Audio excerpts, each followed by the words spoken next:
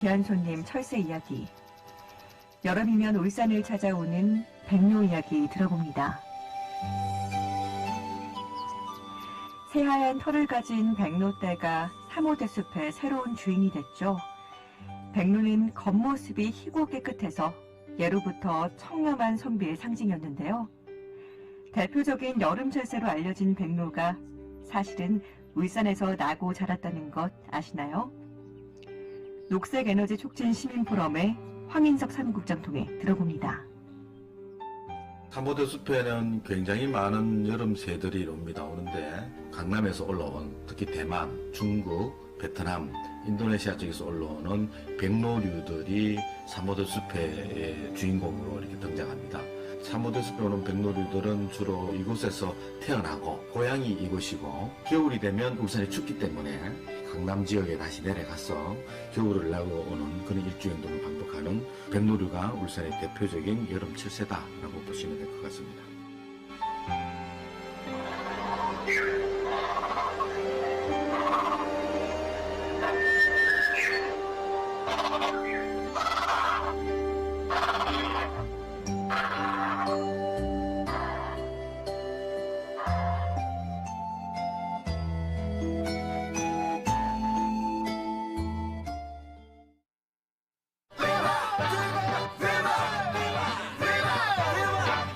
우리 시대의 청년들에게 희망과 용기를 주고요. 울산에서 꿈을 펼치는 그들의 목소리에 귀 기울여보는 시간입니다. 디바 청춘 청년의 소리, 울산 청년 정책 포럼 김우성 대표와 함께합니다. 안녕하세요. 네, 안녕하세요. 김우성입니다. 네, 대표님 반갑습니다. 자, 청년의 소리 통해서 오늘 처음으로 울산만사 청취자분들과 함께하고 있는데요. 인사할 말씀 부탁드릴게요. 네, 안녕하세요. 저는 울산 청년정책포럼 상임대표 김우성이고요. 동시에 민주평통의 지역위원장을 맡고 있습니다. 저는 울산에서 한 30년 이상 살고 있는데요. 청년 지역 활동을 하면서 많은 청년들의 말을 듣고 있는데 그런 부분들을 청취자 여러분들에게 전달하고 또 이 코너를 통해서 많은 분들이 좋은 정보 얻어갈 수 있었으면 좋겠습니다. 네, 앞으로 잘 부탁드리도록 하겠습니다. 자, 그럼 오늘은 어떤 주제로 이야기를 나눠볼까요? 네, 오늘은 그 교육 주제로 이 얘기를 좀 나눌까 합니다. 그 교육 격차와 미래 인재 그리고 교육 시스템의 변화에 대해서 좀 말하려고 합니다. 네. 현재 우리 교육 격차가 미래의 빈부 격차라고 말할 수 있을 정도로 부모의 재력이라든가 또 지역 등에 따라 격차가 심각하게 나타나고 있다는데요. 우리 그 4차 산업혁명에 맞는 그 선진 교육과 함께 새롭게 변화된 교육이 필요하다고 생각합니다. 네. 그뿐만 아니라 지금 대한민국은 개성을 발휘하면서 살아가고 있지만 이 교육제도만큼은 아직도 시험을 봐서 좋은 학교에 가는 그런 것에 머물러 있고 또 IQ에 의존하여 높으면 똑똑하고 낮으면 바보라는 생각하는 것, 또 시험만 잘 치르면 되는다는 이런 시점에서 과연 이 지금 현 시점의 교육이 올바른 교육이 맞는가라는 생각을 합니다. 네. 또 요즘 청소년들은 또 많은 것을 보고 또 많은 것을 듣고 하는데 교육제도는 아직 여전히 제자리라서 좀 아쉬움이 있습니다. 네, 교육은 우리의 미래와도 직결된 문제인 만큼 모든 사회 구성원들이 관심을 기울여야 할 사안일 텐데요. 또 특히나 지역 간의 교육 격차도 심각한 문제잖아요. 네, 그렇습니다. 제일 그 심한 곳이 강원도인데요. 네. 그 강원도에서는 또 지역인재 전형 수시 모집이 있는데 그 수능 성적이 최저 학력이 충족되지 못해서 그 지역의 출신 학생들이 매년 천여 명이 탈락하고 있습니다. 네. 이로 인해서 강원도 학생들의 학력이 저하되고 있어 우려를 또 나타내고 있고요. 이것만 봐도 지역 간의 교육 격차가 심각하다는 것을 알 수가 있습니다. 네, 굉장히 심각하네요. 그럼 우리 울산 같은 경우는 어떤가요? 네, 울산대학교 같은 경우 그 의학 계열의 지방대학과 전문대학원 입학생을 선발할 때 그 해당 지역 고등학교와 대학교 졸업생자들을 일정 비율 이상 선발하도록 의무화된 지방대 육성법을 제대로 지키지 않는 것으로 확인되었습니다. 네. 울산은 전체 학생의 30% 지역 인재를 채워야 하지만 울산대학교 의예과는 2017년 25%, 2018년 20%, 2019년 10%, 2020년 15.5%를 기록하면서 최근 지속적으로 낮아지면서 공고 비율이 미달되고 있습니다.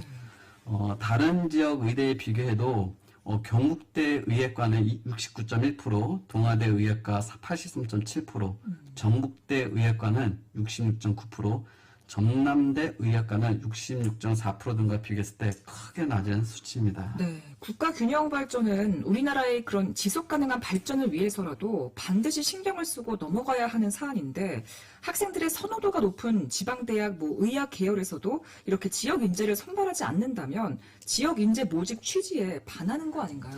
네, 맞습니다. 이처럼 그 지역의 미래 경쟁력은 바로 인재 육성이 중요한데 그 지역 간의 교육 격차도 그 안에서 심각하게 또 볼 수 있는데요. 우리 대한민국 교육이 정상적으로 가고 있는지 의심이 가고요. 네. 그리고 지금은 교육은 그 선진국에 맞는 교육이 아니라는 것입니다. 그 해방 이후 변하지 않는 현재 교육 시스템으로는 그 현재 대한민국에 맞는 인재를 육성하는 것에 대한 한계가 왔다는 점과 또 변화된 교육이 필요한 시점이라고 생각을 합니다. 만약 그 현 교육 시스템이 지속해서 이어간다면 교육 불평등은 더 심각해지고 또 지금 현 교육 시스템에서는 좋은 환경에서 질 좋은 교육을 받는 자가 누군가에게 기회 없이 기본 교육조차 따라가지 못하고 또 어떻게 미래의 지역별 교육 균형을 맞춰갈 수 있을지 동시에 지역 균형 발전에 맞춰갈 수 있을지 걱정입니다. 네. 네. 특히 이 코로나19로 교육 격차가 더욱더 심각해지면서 격차가 더 벌어졌다고 하는데요. 이 교육 격차는 좁히고 또 동시에 기회는 넓히는 변화된 교육은 없을까요? 네, 제가 교육 전문가는 아니지만 저의 개인적인 생각은 우리는 지금까지 그 1등과 꼴찌만 나는 교육을 하지 않았는 생각하면서요. 네. 경쟁하는 교육이 아니라 협력하는 교육을 바꿔나가야 한다. 또 창의적이고 개인의 장점을 살린 그런 선진교육의 변화가 필요하다고 생각을 합니다. 네. 네, 교육 선진국이라는 그 핀란드에서는요, 한국과 달리 교육 예산을 학업 성취도 높은 학생이 아니라 성취도 낮은 학생들에게 더 많은 예산을 편성하고요, 단 한 명의 아이도 낙오되지 않도록 하는 데 목적을 두고 있습니다. 네. 이유는 핀란드는 우리나라처럼 지하전이 없는 귀한 나라이기 때문에 이 귀한 사람을 잘 기르기 위해서는 교육이 정말 중요하기 때문에 과감한 교육에 투자를 하고 있다고 말씀드리고요. 그 결과 세계에서 가장 좋은 교육 시스템을 가지고 있고 세계에서 가장 행복한 나라 중에 한 곳으로 뽑히고 있습니다. 네.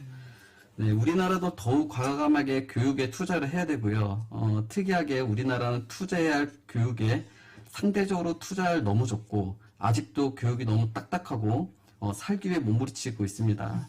이런 교육이 아니라 좀 더 유연하고 학생들에게 다양한 가치를 제공해주면서 동기부여를 부여해야 합니다.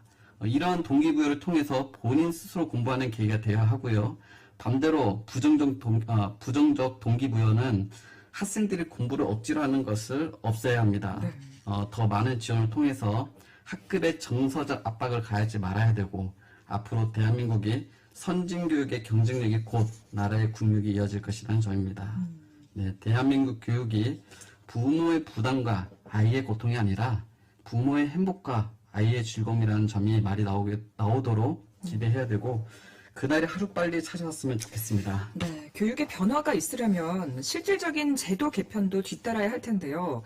지금 우리나라가 교육 학제가 70년이 되면서 이 학제 개편에 대한 목소리도 꾸준히 나오고 있는데 여기에 대해선 어떻게 생각하시나요?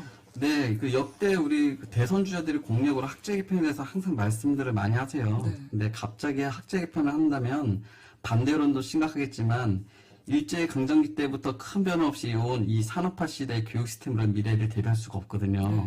그러면 4차 산업시대의 핵심인 교육인데 이것을 우리가 이제 만 3세부터 시작해서 중학교까지는 필수 통합 과목으로 가야 되고요. 그 다음부터는 본인들의 진로에 맞는 고등교육을 시작해야 좋지 않을까 생각합니다. 물론 바로 바꾸자는 것은 아닙니다. 네. 지금 만 3세부터 시작으로 순차적으로 바꿔나가는 것이 좋다고 생각합니다. 네, 교육 시스템은 단순히 국가적 차원에서 중요할 뿐만이 아니라 한 아이의 인생에서도 큰 영향을 끼친다고 해도 과언이 아니잖아요. 네, 그렇습니다. 저 같은 경우에도 이런 이 큰 영향을 끼쳤던 예를 들면은 네. 제가 아버지가 돌아가시고 원주에서 울산으로 전학이 왔었는데 처음 어머니께서 선생님께서 들으셨던 말씀이 뭐냐면 네. 그 아버지가 안 계시니까 이 아이는 문제가 있는 것이 아니냐 혹시나 말썽을 피우거나 그런 학생이 아닌가라는 그런 색안경을 끼고 말씀하셨던 기억이 납니다. 네. 이런 것 또한 그 교육의 일부분인데요. 지금은 이와 같은 사례가 있는지 모르겠지만 우리가 정말 학생들에게까지 차별화되는 아픔을 주지 말아야 되고, 또 이 교육이 이제는 그런 어떠한 시선에서 벗어나는 그런 새로운 교육이 필요하다고 생각합니다. 네. 그리고 가끔은 지금과 다른 삶을 살아가고 있지 않을까 또 상상도 해보고요. 그런 일이 없었더라면. 네. 네.